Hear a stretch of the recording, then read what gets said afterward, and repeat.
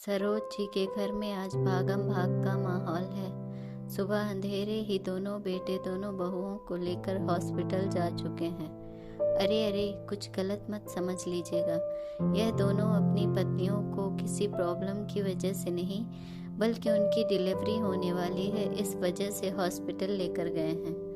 सरोज जी के दो बेटे हैं, रवि और अतुल। रवि बड़ा है, उसकी शादी 8 साल पहले हुई थी। अतुल की शादी को अभी 1 साल हुआ है। रवि और अतुल शीघ्रता से दोनों को लेकर हॉस्पिटल पहुंचे।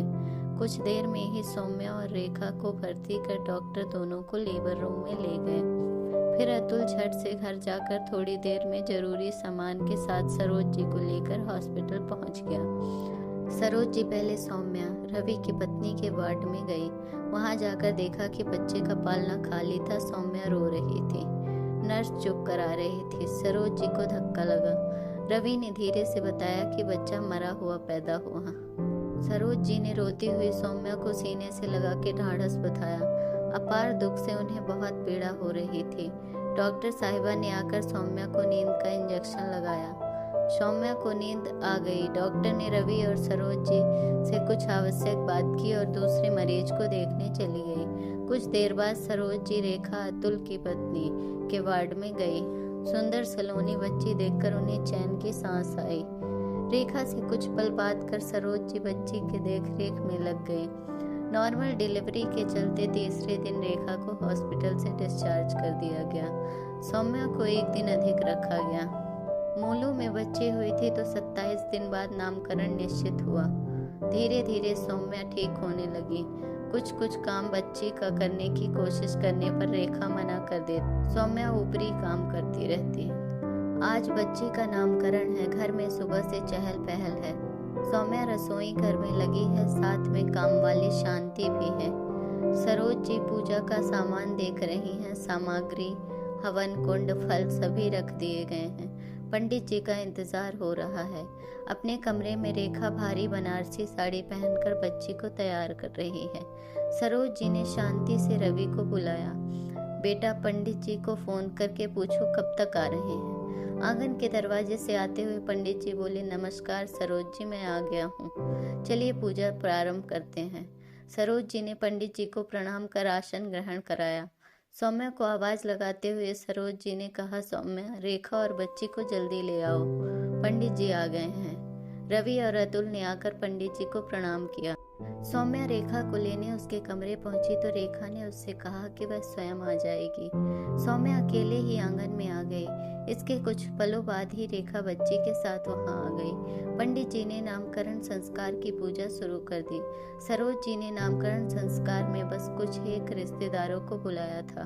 बच्ची का नाम रखा गया दिया। पूजन संपन्न करवाते हुए पंडित जी ने कहा कि अब सभी लोग बच्ची को आशीर्वाद देने आ जाएं। बच्ची के दादा दादी, नाना नानी, मामा मामी ने बच्ची को आशीर्वाद और उपहार दिए। बच्ची को आशीर्वाद देने रवि और सौम्या आगे आए। रवि के आशीर्वाद देने के बाद रेखा ने कहा कि बच्ची को भूख लग गई है, दूध पिलाकर सुला देती हूँ। सरोज जी को अजीब लगा। उन्होंने रेखा को कहा, 2 मिनट की तो बात है, सौम्या को दिया को आशीर्वाद देने दो, उसके बाद दिया को ले जाना। रेखा ने ऊंची आवाज में कहा, जिनके नसीब में बच्चों का सुख नहीं है उनसे अपने बच्चों को आशीर्वाद दिलाने की मुझे क्या जरूरत है।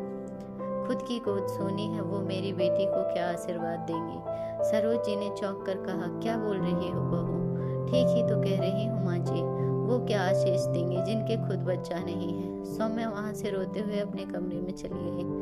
सरोज जी ने कहा, क्या अनाप शनाप बोल रही हो। रवि भी सौम्या के पीछे पीछे कमरे में चला गया। इतने में अतुल भी रेखा की हाँ में हाँ मिलाते हुए बोला, सही है तो कह रही है रेखा, माँ भाभी से क्या आशीर्वाद लेना, उनकी खुद की कोई संतान नहीं है। सरोज जी बिना कुछ कहे रवि के कमरे में जाकर रवि और सौम्या को लेकर बाहर आ गई। सौम्या को रेखा के सामने लाकर उन्होंने रेखा से कहा, तुम सौम्या से आशीर्वाद दिलवाना अपनी बच्ची के लिए बुरा समझ रही हो। माँ जी, कुछ अपशगुन हो गया भाभी को कमरे में भेज दीजिए, इसलिए मैं अपनी बच्ची को इनसे दूर रख रही थी, और अब जब मैंने खुलकर अपनी बात कह दी है तो इनको खुद ही मेरी बेटी से दूर रहना चाहिए। मैं नहीं चाहती कि कुछ गलत हो दिया के साथ, रेखा ने कहते हुए दिया का मुंह अपनी आंचल से ओट में कर लिया। सरोज जी के सब्र का बांध अब टूट गया। कहने लगी, जिस सौम्या से तुम्हें अपनी बच्ची के लिए अपशगुन का भय है, जो अपशगुनी है तुम्हारे हिसाब से, वही सौम्या इस बच्ची की माँ है। अतुल, रेखा यह सुनकर अवाक रह गए। सरोज जी को रवि और सौम्या ने रोकते हुए कहा, माँ आप चुप हो जाइए। सरोज जी नहीं रुकी, उन्होंने बताना जारी रखा। उस दिन मरा हुआ बच्चा सौम्या का नहीं बल्कि रेखा का हुआ था। यह बच्ची सौम्या की है। सौम्या दिया की जन्मदात्री है।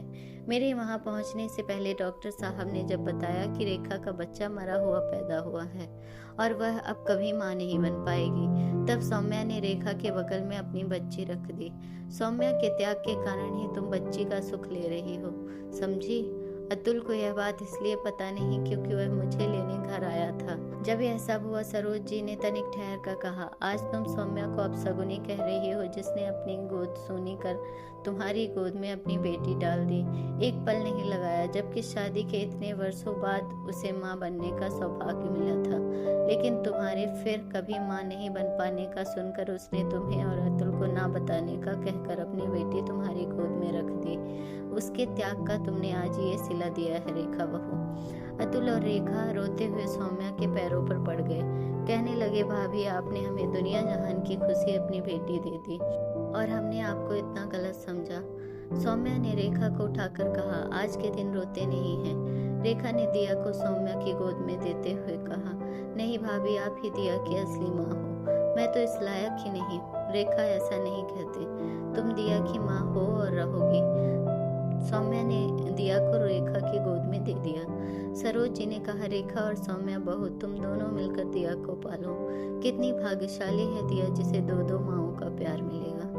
सती हुई आवाज में सरोज जी बोली, रेखा बहू, बच्चा पैदा नहीं होने से या मरा हुआ पैदा होने से कोई अपशगुनी नहीं हो जाता। इस सोच को बदलो।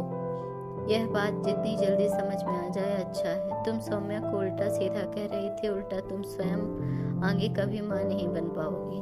रेखा ने हाथ जोड़कर सबसे अपने गलत सोच के लिए माफी मांगी। अतुल ने भी सभी से हाथ जोड़कर माफी मांगी। अगर आपको हमारी स्टोरी अच्छी लगी हो तो अपने दोस्तों के साथ भी शेयर कीजिए और कमेंट में जरूर बताइए कि कैसी लगी हमारी ये कहानी।